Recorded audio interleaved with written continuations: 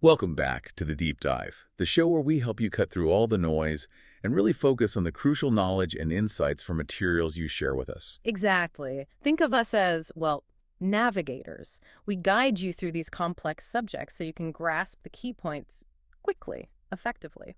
Our aim is always to distill that key info, shine a light on the core concepts, and basically give you a shortcut to being really well informed. Armed with memorable facts and hopefully a much clearer understanding. And today we have a really important deep dive, especially if you're starting out or maybe already studying English contract law. We're basing our discussion today on an introductory guide to contract law. It's been generously made available to students by the University of London. And we absolutely want to pause and sincerely thank the University of London for providing such valuable educational resources. It's a fantastic help for students. It really is. Yeah. This material is specifically designed with you, the student, in mind. It offers those foundational principles, but also crucial study methods. Which is key. Yeah. So our purpose today is purely educational. We want to unpack this introductory guide and help you understand not just what contract law is about. How to study it effectively. Right. Right? Especially as you gear up for exams. Precisely. Understanding how to approach a subject like law, how to think like a lawyer engaging with the sources, well, that's just as vital as learning the rules themselves. Absolutely. Couldn't agree more. And before we properly dive in, we also want to give a big thank you. This deep dive is brought to you by Sinorbit Academy, Sri Lanka. And we know many of you listening are likely students, maybe just starting this journey, maybe deep in revision right now for upcoming exams. Yeah. So we really want to wish all of you the very, very best of luck with your studies, and especially with those exams. We're here to help you take these key insights from the guide and use them. Use them as a powerful tool. Okay, so let's set the stage. We're delving into the introduction of the University of London's Contract Law Module Guide. And it's more than just a syllabus outline, isn't it? Oh, much more. It's really a strategic document. It tells you the philosophy behind the course, the structure you'll follow, The absolutely fundamental role of case law. the key resources you'll need, and it gives invaluable practical advice on how to actually study effectively, how to succeed in this fascinating, sometimes, let's be honest, challenging subject. So think of this introduction as your essential roadmap for the whole course. Yeah. Okay, let's unpack this. Right. So the very first thing this guide makes absolutely crystal clear, and it's something you really need to internalize right from day one, is what this module guide is. And maybe even more importantly, what it isn't. Exactly. It manages your expectations about the resource itself right up front. Yeah, it says it flat out. This module guide is not a substitute for a textbook. You can't just read this guide and think, okay, I know contract law now. No way. Its fundamental purpose, as the guide puts it, is to wrap around the other recommended materials, mainly the core textbook and the casebook it specifies. Wrap around. That's an interesting image. Like a framework. Kind of. Imagine you're going on a complex journey, right? This guide is your detailed map, your travel itinerary. It points you where to go, explains the terrain. Suggest the best routes, points of interest. Exactly. But it is not the landscape itself. It's not the actual car or train you'll travel in. Its job is to walk you systematically through the syllabus topics, Okay. help you understand the major issues, guide you on how to analyze and apply to principles, and critically, it's designed to prepare you for the exam format, the specific demands of the assessment. And that really leads into the guide's core philosophy on how to learn this subject, doesn't it? It seems to push back hard against just memorizing stuff. It really does. The guide emphasizes this again and again. Successful study, and especially success in the exam, is absolutely not about rote memorization. Just trying to cram rules and case names without understanding it just won't work. Why is that distinction so vital for law? Because legal problems, especially in exams, they're rarely just simple recall tests. They require you to apply abstract principles to specific, often quite messy fact patterns. Right. The guide stresses you need to understand the underlying basis, the rationale of the law. What is contract law actually trying to achieve? What are the competing interests judges are trying to balance? Why did the law develop this way? Okay. Only once you have that fundamental grasp of the why, then you layer on the detailed substantive principles and the specific case authorities. So it's like knowing the recipe versus understanding the chemistry of cooking. That's a really good analogy, actually.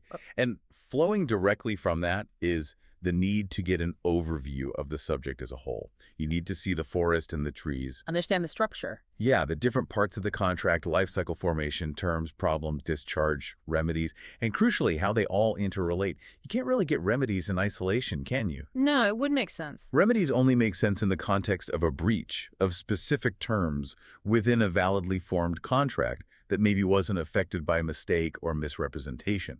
See, it's all linked. It's a chain. Skip a link and it falls apart. Precisely. And this ability to see the connections, this contextual understanding, that's what combines with your detailed knowledge and your analytical skills. That's what lets you apply the law effectively in a written answer. That's where the marks are in analysis-based exams. Makes sense. And just a practical note from the guide here, don't get discouraged if you find some concepts really tough at first. The guide explicitly says rereading passages, rereading materials multiple times is often necessary. It's just part of the process for difficult legal principles. Okay, good to know. So the guide's our roadmap. Understanding the why and the structure is key. Repetition is okay. Now, how does the guide tell us to actually use it, step by step, to navigate effectively? It's quite prescriptive here, which is actually pretty helpful. It lays out a recommended method based on what experienced teachers have found works. Okay. The first step, foundational really, is start at the beginning, work through the guide sequentially, chapter by chapter. So follow that logical flow we talked about. Formation first, then terms, problems, ending, remedies. Exactly that. Don't jump around. Within each chapter, each topic is broken down into subsections. And these subsections are your direct link to the essential reading. Right. They point you explicitly to recommended passages in the core texts, that's McKendrick's textbook and Poole's casebook. The guide is very clear. Reading the specific linked passages is the absolute minimum requirement. The absolute minimum. Wow, okay, that really underlines how important those core texts are. What about the further reading bits sometimes listed at the end of chapters? The guide suggests those are for supplementary purposes. They often point you towards more detailed or maybe just alternative explanations in other texts like Chen Wishart, Davies, or Howson. So if McKendrick isn't clicking on a tricky point. Exactly. Consulting a different perspective, even if it's in a more advanced book you might find in the library, that might just help solidify your understanding. They're valuable resources, but probably library-based for most people. Now, the guide is full of activities and self-assessment questions. How should we use those? This feels like a really critical point for exam technique. It is. Arguably, one of the most critical pieces of practical advice in the whole introduction. The activities, they're designed to make you think more deeply. They need detailed, often argumentative answers, and importantly, feedback is provided. And the self-assessment questions. They're usually testing your recall of principles or case facts. Answers are often found directly in the core texts. And the guide gives a very, very strong warning about the wrong way to use these, doesn't it? They could not be more emphatic on this. You must, absolutely must, attempt to answer these exercises before you look at the feedback or check the answers in the books. Why hammer that point so hard? Because this is your genuine practical examination practice. Think about it. Exams are closed book, timed situations where you have to recall and apply knowledge to new facts. Right. If you just read a question and immediately flip to the answer, well, your brain plays a trick on you. You read the answer and think, oh yeah, I knew that. I would have written that. But that's passive recognition. Exactly. It is not the same as the active, effortful process of actually retrieving the information from your own memory and formulating a coherent legal answer yourself. The guide explicitly says that kind of reflection, I would have written that, is not a substitute for actual practice. So trying first exposes the gaps. It exposes the gaps in your knowledge or understanding before you get into the high-stakes exam environment. It's invaluable. Forcing yourself to retrieve and apply the information is like building muscle memory. That makes sense. Active recall is key. Definitely. They also mention quick quizzes and am I ready to move on sections. Again, reflective tools emphasizing honest self-assessment. Okay. Let's shift gears slightly. The fundamental source of law in this subject. The guide is very clear here. It is indeed. And that is? Case law, unequivocally. The contract law of England and Wales, like so much of English private law, was primarily established and developed through court decisions by judges. It is, as the guide puts it, predominantly a case law subject. But hang on, what about statutes? Surely things like the Sale of Goods Act, the Misrepresentation Act, the Consumer Rights Act, they're huge. You're absolutely right. They are hugely important. And the guide lists those and others. Law Reform, Frustrated Contracts Act, Unfair Contract Terms Act, Consumer Rights Act 2015, very significant statutes. Yeah. However, the guide explains that many older statutes, like the Sale of Goods Act, were originally essentially codifications. They wrote down legal principles that judges had already developed through case law over centuries. Huh. And more recent statutes often implement recommendations from law reform bodies, or historically, they put EU directives into UK law. So while the statutes are critical and you absolutely must apply them, they frequently interact with or build upon or sometimes modify that fundamental base of judge-made law. So when it comes to the exam, where's the main focus going to be? Statutes or cases? The guide is explicit. Examiners will primarily test your understanding of how judges in leading cases formulated, applied, and refined the relevant legal principles. Which means? It means, to succeed, you must engage with the cases themselves. Right. Which brings us to what the guide calls one of the most critical techniques.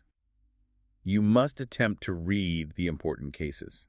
There is simply no shortcut around this. You can't just rely on textbook summaries or briefcase notes. That's not enough for the deep understanding required. So you need the actual judgments. You need to access the actual judgments, or at least significant excerpts. And the guide points out you can do this through the online library via the student portal. And this skill, reading and understanding judgments, it's not just for contract law, is it?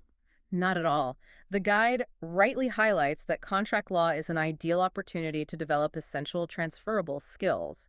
Skills fundamental to studying law and practicing it. Like? The ability to understand and apply the reasoning within judgments. And maybe to a lesser extent in contract law, but still important, the skill of interpreting statutes. These are core legal competencies. It sounds like building this deep understanding of case law.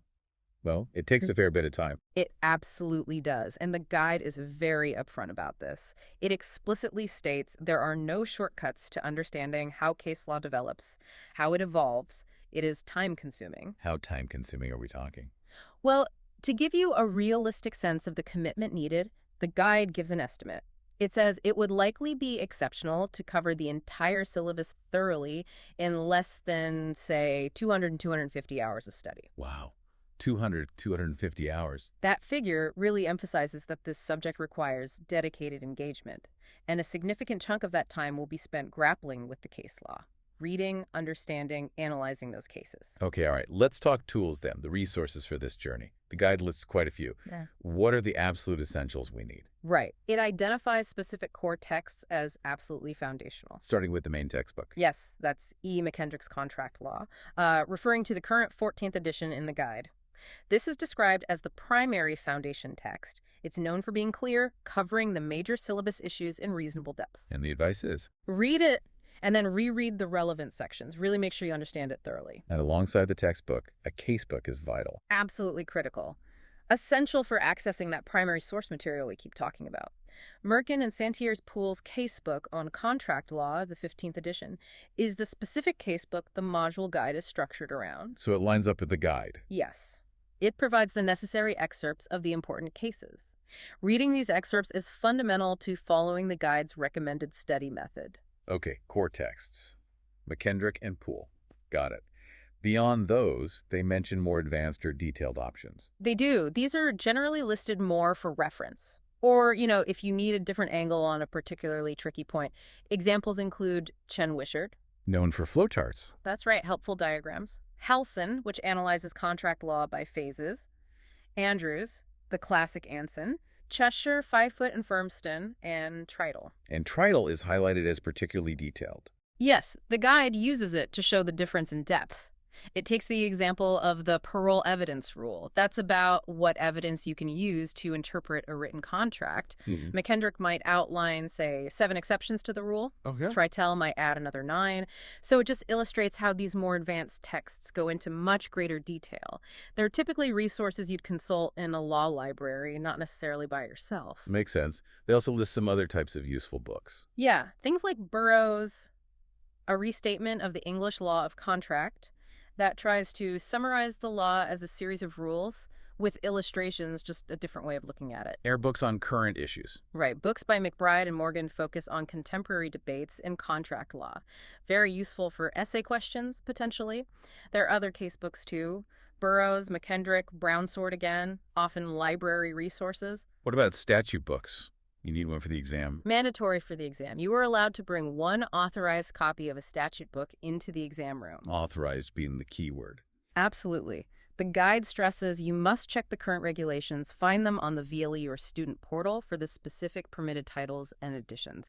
This can change. And there are strict rules about marking them up. Very strict. Generally, underlining or highlighting is okay, but writing notes in them is absolutely forbidden. Again, check the specific regulations for your exam sitting to be 100% clear. Don't risk it. Okay.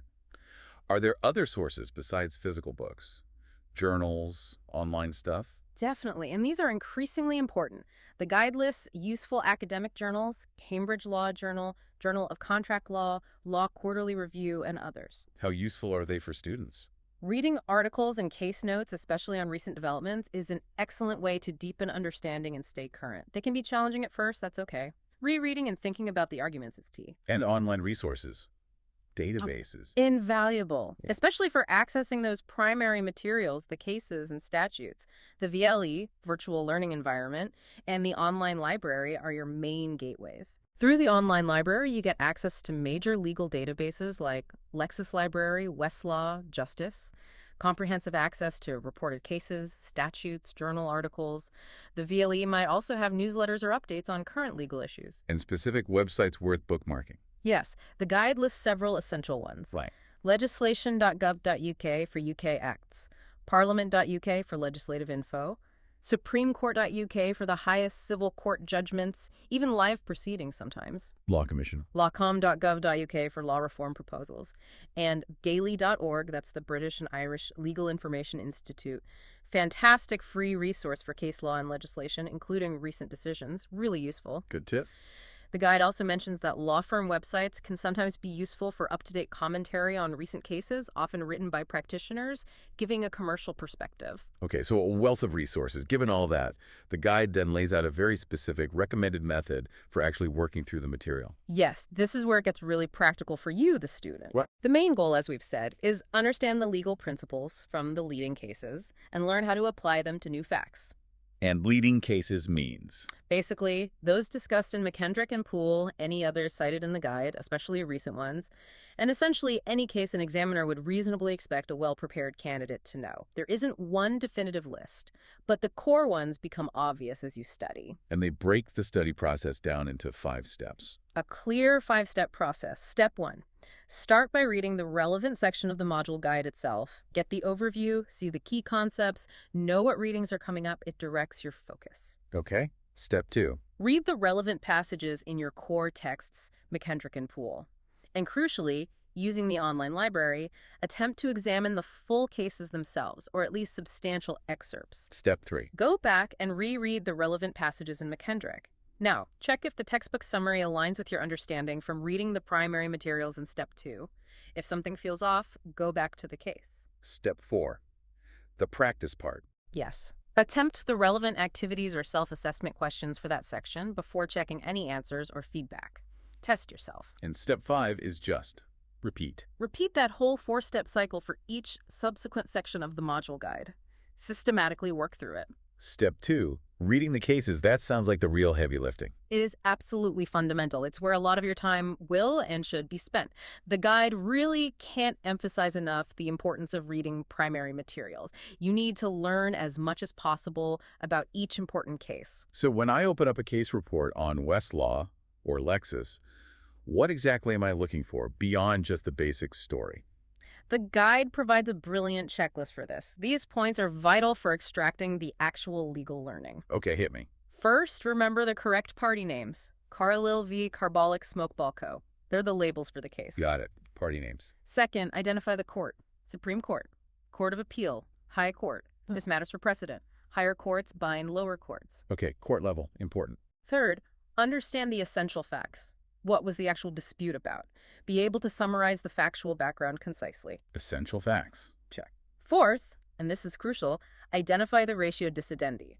Latin, meaning reason for the decision. This is the core legal principle the decision is based on. It's the binding part for future cases with similar facts. Ratio decidendi. Binding legal principle. Must find that. Fifth, note any important obiter dicta. Also Latin. things said, by the way. These are comments by judges not essential to this decision, not binding, but can be persuasive later, especially from senior judges. Obiter dicta. Not binding, but maybe influential. Got it. Sixth, look for other striking features. Strong dissenting judgments, where Yeah. a judge disagreed. Did the court explicitly overrule a previous case? Does it seem inconsistent with other cases you know? Noticing these shows deeper engagement. Look for disagreements, shifts, controversies. Okay. And the guide stresses, most importantly, understand why the court decided as it did, not just what it decided. Knowing the outcome and the rule isn't enough. Study the judgments. Understand the judge's reasoning, the arguments they bought, the ones they rejected, the policies they considered. This is where you see law being made. So the reasoning, that's the real gold in the judgment. Absolutely. It's the how and the why. That's crucial for understanding the law's development and how it might apply in new situations you'll face in problem questions. Makes sense. And finally, when studying cases, be critical. Ask yourself, does this result seem fair or convenient? Are there situations where this rule shouldn't apply? How could you distinguish those facts? For older cases, does the reasoning feel a bit dated now? And always check, has this case been looked at since? Affirmed, questioned, overruled. How strong is its authority today? Wow, that comprehensive approach to reading cases. Yeah. Yeah, I can see where a big chunk of that 250 hours goes. It is, but it's time incredibly well spent. Mastering case analysis is just fundamental to law. Okay. The guide also steps back a bit to discuss some important sort of overarching issues in contract law, beyond just the specific rules. Yes, it gives valuable context, highlights some complexities and ongoing debates within the subject. Really useful background. It mentions statutes again, for instance, but looks at them differently. Right. We know statutes are important, but the guide emphasizes how they're different from case law in their nature. Case judgments can be long. You need to distill the principle. Statutes, though, are drafted with incredible precision, ideally. Every single word, every comma is potentially significant. It represents Parliament's deliberate intent. And they give a tiny, almost microscopic example to illustrate this. They do. The word "so" in Section 2.1 of the Misrepresentation Act 1967, just 2 letters. Seriously? Yes. This section deals with damages for negligent misrepresentation. And that little word "so" effectively links the measure of damages under the section to the measure you get in the tort of deceit, which is usually more generous than damages for a normal breach of contract. All from the word "so." Pretty much. It's a perfect illustration of why you have to read statutes incredibly carefully. Assume every word is there for a reason, although, of course, judges still have to interpret what those words mean in practice. Fascinating.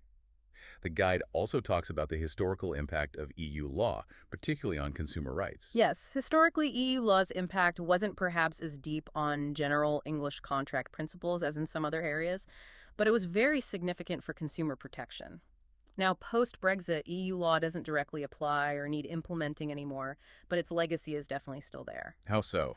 Especially in legislation like the Consumer Rights Act 2015, which replaced previous regulations that originally came from EU directives. You can still see the influence. And they talk about the messy implementation of the Unfair Terms Directive. Oh, yes, that was a tricky area for English law. The first attempts just sort of copied out the directive's text into UK regulations in 1994, then 1999 regulations.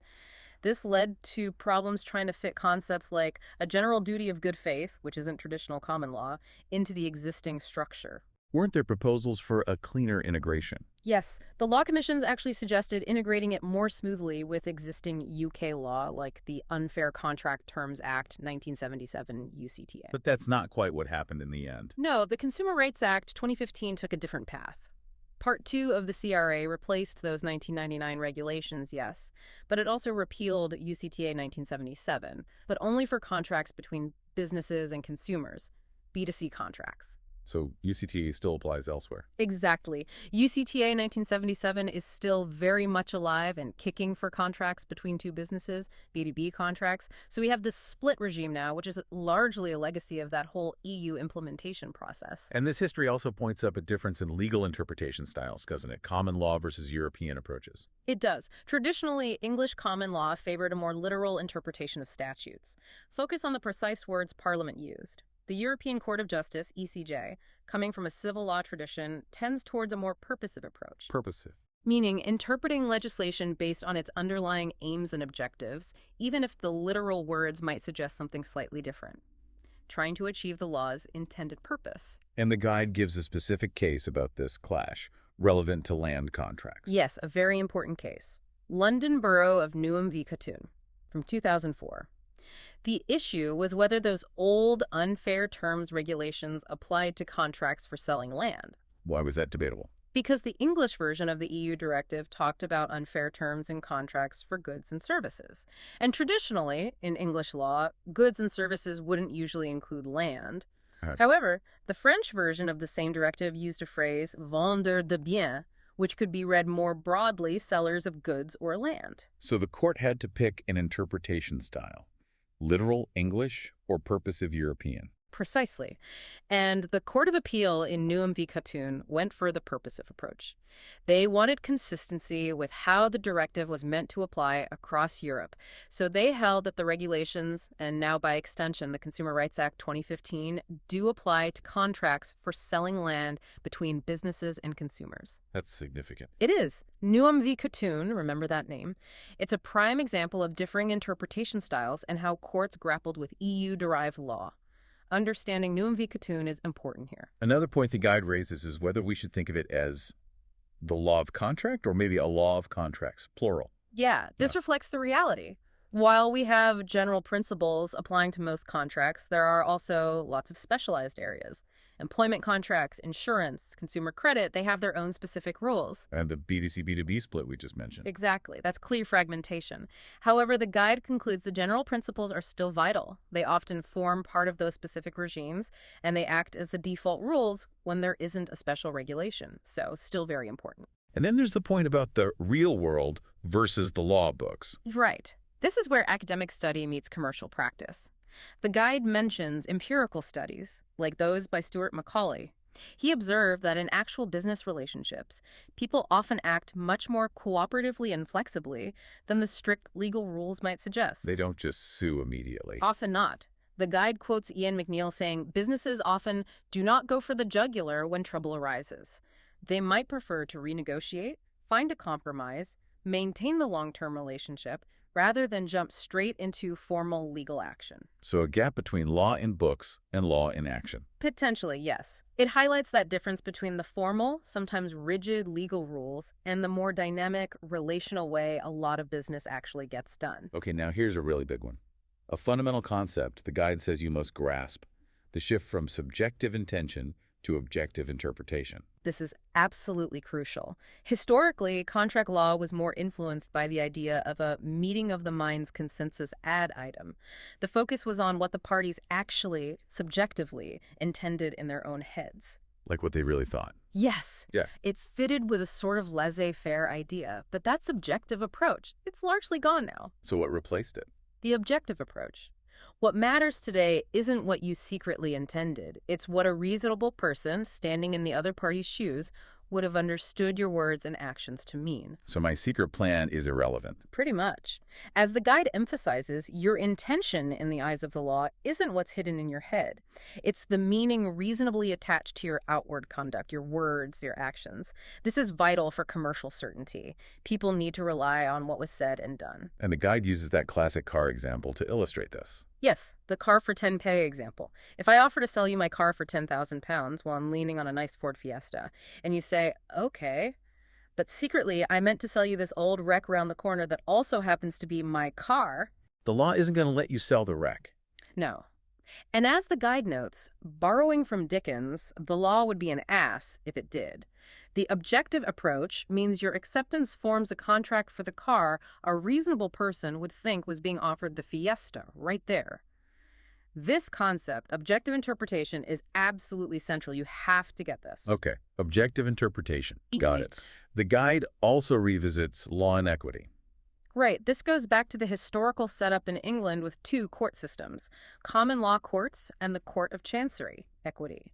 Equity developed to sort of smooth the edges of common law, provide remedies where the common law was too rigid or seemed unjust. The courts merged, but the ideas remain separate. Exactly. The systems merged, but the distinct principles and remedies from equity are still here. Like what? What are key equity contributions to contract law?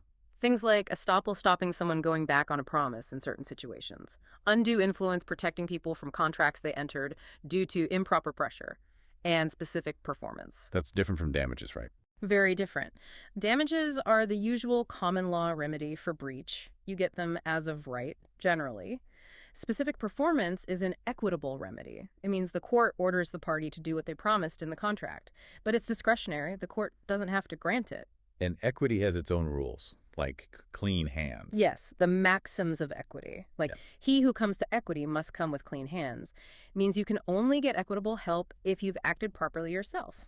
You see this, for example, with rescission for misrepresentation. If you misled someone, you might not get the equitable remedy of rescission if your own conduct was dodgy. Okay. Human rights is another area they touch on. Mm. How does the Human Rights Act affect contracts? Well, since the Human Rights Act 1998 brought the European Convention on Human Rights into UK law, individuals have convention rights, things like the right to property, A1P1, fair trial, Article 6, freedom of expression, Article 10, and so on. How does it play out in private contracts?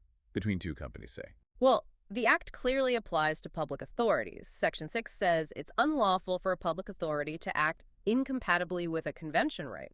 So any contract involving a council, government department, etc., could potentially be challenged under the HRA. What about contracts between purely private parties? Horizontal effect. That's the trickier area. Horizontal effect. The impact on contract between private individuals or companies is debated. It's had limited direct application so far. Courts have sometimes used HRA principles to interpret existing common law or statutes in private disputes, but it's not usually a direct claim between private parties. But the guide gives a specific case where the HRA did have a big impact, involving a public body and businesses, Yeah. the right to property. Yes, a key case. Depth of Energy and Climate Change, DEEC v. Breyer Group BSC, from 2015. This involved government subsidies for renewable energy. DECC offered subsidies. Companies invested based on that scheme. Then DECC cut the subsidies sooner than expected, causing big losses for the companies. So what was the HRA argument? The companies argued DECC's action was an unjustified interference with their right to protection of property under Article 1 of the First Protocol A1P1.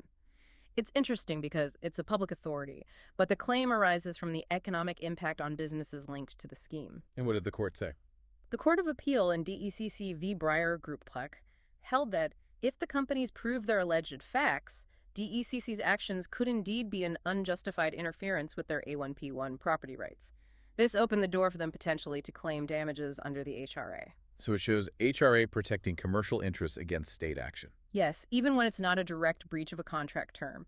DECC v. Breyer Group Pleca is important for showing A1P1's potential reach where public bodies are involved. Remember that case name, DECC v. Breyer Group Plec. Okay. Finally, the guide discusses codification. Yeah. Common law versus civil law codes. Right. Comparing the English system, mostly common law, judge-made, plus statutes with systems like France or Germany, which have comprehensive legal codes like the Code Civil or the BGB. A single big book of rules sounds simpler. It has that superficial appeal, doesn't it? Wouldn't it be easier? But the guide argues it's misleading. Even those big codes can't cover everything, and judges in civil law systems still spend ages interpreting the code's general principles and applying them to new facts. They quote Napoleon. Supposedly, yes. Lamenting when the first commentary on his code appeared, Mon code est perdu, my code is lost, meaning once people start interpreting it, the simple clarity disappears. And there were pushes for European contract codes. Yes, things like the Principles of European Contract Law, PECSI, by academics, and a more formal EU proposal for a Common European Sales Law, CESL. The idea was different national laws were barriers to trade. A single code would cut costs for businesses trading across borders. Did the CESL plan work? The guide argues the cost saving was largely illusory. For one thing, a mandatory code was politically impossible. So CESL became an optional system. Businesses could choose it instead of national law. Which adds another option. Exactly. The guide points out this wouldn't reduce complexity. It would increase it by adding a potential 28th legal framework. And the guide uses some World Bank data here. Yeah, points to the Doing Business survey. The 2020 data mentioned showed 5 of the top 8 countries for ease of doing business were common law. New Zealand, Singapore, Hong Kong, USA, UK. Major civil law countries like France and Germany ranked much lower. Suggesting common law isn't necessarily bad for business. Suggesting it can be very effective, challenging the idea that codes are automatically better or easier for commerce. But some limited codification has worked globally. Oh, yes. The guide mentions the Uniform Customs and Practice for Documentary Credits, UCP, rules for international trade finance, almost universally adopted, and the big one, the UN Convention on Contracts for the International Sale of Goods, CISG, the Vienna Convention. That's huge internationally, isn't it? Massive. It's an opt-out convention, applies automatically to international sales between businesses in signatory countries unless they agree otherwise. Ratified by most major trading nations, US, China, France, Germany. But as the guide notes, one very significant exception, the UK. The UK hasn't ratified CISG. Nope. Conspicuous by its absence among major trading nations. Interesting. And this whole thing, common law flexibility versus codes, the UK's stance on CISG, it really captures some ongoing debates. It raises a big question, doesn't it? Given CISG's global success for international sales, and the data suggesting common law works well for business, why has the UK always resisted ratifying CISG? What is it about English common law contract that's seen as preferable, at least here, compared to that international standard? Something to definitely think about as you get deeper into the subject. Okay, so we've covered the guide's nature, how to use it, the absolute centrality of case law and resources, and these big picture debates. The guide wraps up with very practical advice, module structure, and crucially, exam prep. Yes, it gives a clear syllabus overview and then just invaluable guidance for actually tackling the exam itself. The module guide is structured logically, 7 parts following the contract life cycle. Part 1, making contract. Chapters 2, 3, 4, offer and acceptance, consideration, intention, certainty, the basics. Part 2, content and terms. Chapters 5 and 6, what the contract actually says. Express terms, implied terms, interpretation, exemption clauses, unfair terms. Part 3, capacity. Chapter 7, just focusing on minors contracts here. Part 4, vitiating elements, things that spoil the contract. Exactly. Chapters 8, 9, 10, misrepresentation, mistake, duress, undue influence, factors making a contract void or voidable. Part 5, enforceability. Chapter 11, who can sue on the contract, privity and its exceptions. Part 6, discharge, how it ends. Chapters 12 and 13, performance, breach, agreement, frustration. And finally, Part 7, remedies. Chapters 14 and 15, what happens when it goes wrong? Damages, specific performance, injunctions, restitution. It's a logical path. The guide also clearly states what's not on the syllabus. Yes, important to know the boundaries. Excluded topics are formal requirements, like for land contracts, illegality and restraint of trade, assignment, and agency law, usually covered elsewhere. Now, the exam format itself, a big warning here. A very important heads up. Looking at past papers helps with the style of questions, usually problem questions applying law to facts, or essays needing critical discussion. But you must check the current regulations and the VLE for the actual format for your specific exam. Formats can change number of questions, compulsory questions, parts of the paper. Don't assume it's the same as last year. So the absolute golden rule is... read the rubric, the instructions on the front of the exam paper on the day. Read them carefully, multiple times if needed, before you write a single word. Okay. The guide also prepares you for potentially difficult facts and questions. Yeah, real commercial disputes are often messy, complex, much more intricate than some simple textbook examples. Classic cases like Carlo v. Carbolic Smokeball Co., the quack medicine one had fairly simple facts. But modern cases can be different. Absolutely. The guide highlights Pao on v. Lao Yu Long from 1980 as a key example of really challenging, complex facts. What was that about? Briefly. Oh, it involved a complicated share swap for a factory, and then an indemnity promise to protect against the share price falling. The actual facts reported run for pages and pages. The core deal was the Pawan family selling shares in Company A for shares in Company B, controlled by Lao, and the legal fight was about whether Lao's promise to cover losses if Company B's shares fell was enforceable. So really complex transactions. Exactly. Pao on v. Lao Yu Long illustrates why summarizing facts precisely is key, and why study aids like diagrams can help understand complexity, though you can't use diagrams in the exam. It's important not just for the law it establishes, on duress, consideration, but as an example of the factual depth you might face. Remember, Pao on v. Lao Yu Long. Okay. A classic student mistake the guide warns against. Spotting questions. Trying to guess what topics will come up. Yes, please don't fall into this trap. There's absolutely no guarantee any specific topic will be on the exam, no matter how important it seems or how much you like it. And questions can mix topics. Examiners often combine topics in problem questions. You need a broad understanding and the ability to link different areas. Revise multiple topics thoroughly. Don't gamble. And finally, the guide gives really crucial general examination technique advice. This is the nuts and bolts for the exam room. Absolutely vital. Translating your knowledge into marks under pressure. They list several key points worth really taking on board. Okay, let's hear them. First, legibility. Write clearly. Use a good pen. If the examiner can't read it, they can't mark it. Slow down if you need to. Legibility is paramount. Can't stress that enough. No marks for invisible ink. Second, read the question incredibly carefully, at least twice. Look for every detail in a problem question, names, dates, amounts, what issues are they flagging, treat it like translating, and read the rubric multiple times. Do not start writing until you fully understand what is being asked and how you need to answer it. Understand first, then write. Quality over speed. Okay, read carefully. Third, answer the required number of questions and all parts of each question. Missing a whole question or even part of one seriously hurts your total mark. Complete everything. Got it. Fourth, timing. Be strict. Plan your time equally per question. The classic mistake is spending too long on your first best answer. You get diminishing returns and pile pressure on yourself for later questions. Stick to your time plan per question. That discipline is hard but essential. Fifth, answer the question asked, not the one you wish they'd asked. Relevance is applied strictly. Writing about irrelevant law gets 0 marks and wastes time detracting from your relevant points. Stay focused on the question. Sixth, plan your answer, always. Use rough paper, make a quick shopping list of points, cases, note chronology if it matters. Plan a logical order, some points have to come before others, like was there a contract before you discuss breach? Don't just jump in. Plan first. Seventh, start with a short, confident, focused introduction. Not vague stuff like, this concerns enforceability. A good intro immediately flags the specific issues and doctrines the question raises. Feiji, this question requires analysis of contract modification, specifically consideration, economic duress, and promissory estoppel. Show the examiner you get it right from the start. Good confidence. Good intro. Eighth, this one is absolutely critical. Cannot overstate this. Always, always try to argue from named cases. Repeat. Always argue from named cases. And when you cite one, give an accurate, concise summary of its ratio decidendi, the binding reason, and maybe key obiter dicta. Repeat.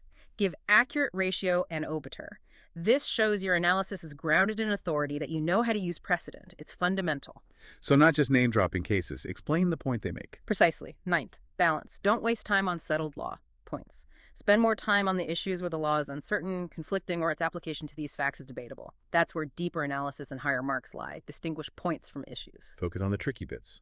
10th, avoid redundancy. Don't just copy out the problem facts. Don't set out irrelevant law. It gets no marks, wastes time, and weakens your answer.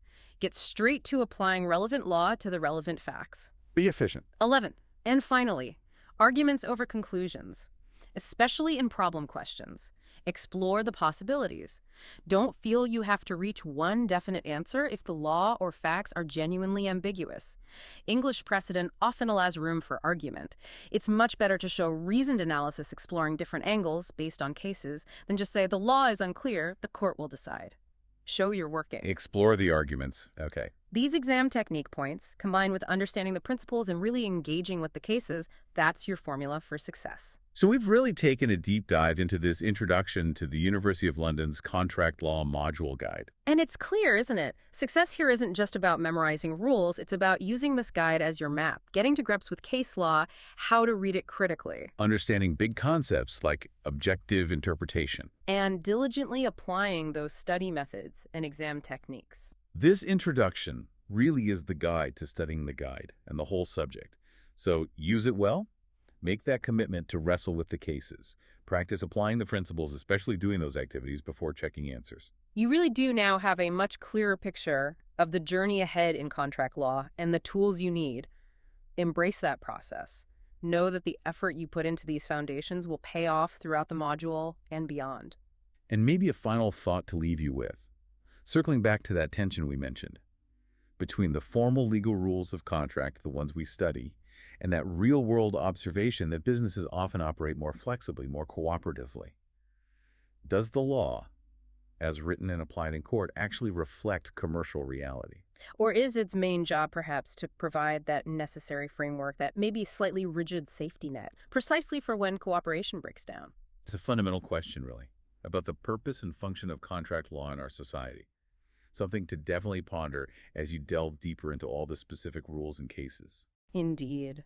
And just once more, we really want to wish all of you studying contract law, especially if you have exams coming up, the very, very best of luck. You are well equipped with this guide. Keep diving deep into the material.